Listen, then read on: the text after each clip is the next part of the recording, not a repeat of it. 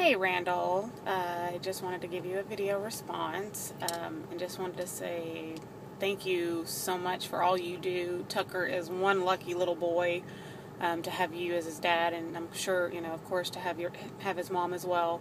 You guys are just, amazing people, and your strength and courage just are more than admirable.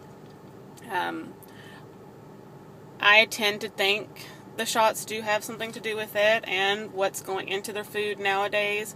There's so many more preservatives going in now that weren't there years ago, and just a combination of both. Just from the children that I've seen, that after those shots that they get at about 3 years old, and the difference between how they acted at, between the ages of 1 and 2 up until 3, and then after, where they went from quote-unquote seemingly normal children to something's different. Something's not the same. They're not acting the same. They're not socializing the same.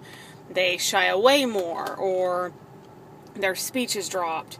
Right after those set of shots that they get, I know there's so many shots that are out there that they're required to get because they can't go to school if they don't get them, and I think it's crazy, but unfortunately it's either let your kids not go to school or they get the shots, and it's a chance that you take giving it to them. In fact, I just had to give my daughter, who's 11, 2 shots yesterday so that she can go to school plus go to camp this week, and there's still one more that they didn't have that she has to still get, and I get nervous every day thinking about the new shots that they've got coming out, like the Gardasil, that I told them, look, I want to read up on it first because that is such a new shot, and what the effects are, and if there are any side effects and any, complications that can come with that. So I told them, hey, look, give me the paperwork first, let me read it. But, I think it's a combination of a lot of things. Some, of course, may be born that way. Maybe there is, a chemical imbalance somewhere that just isn't noticed right away. But then I think also that some children, get it later on in life, or it's just something that comes out later. I really don't know. I don't have a definite answer to why it's become so much more prominent.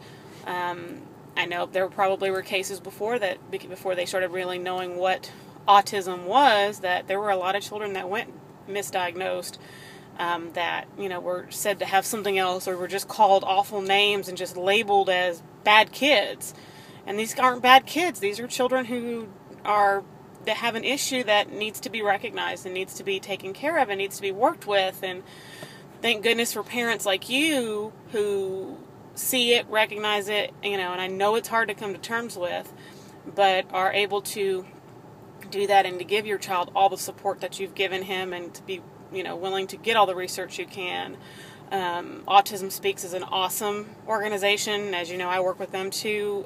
We do the walks every year, and I commend you for all the work that you're doing and all the awareness you're bringing out to everybody. So this is my video response to you. Thank you, Randall. You are awesome.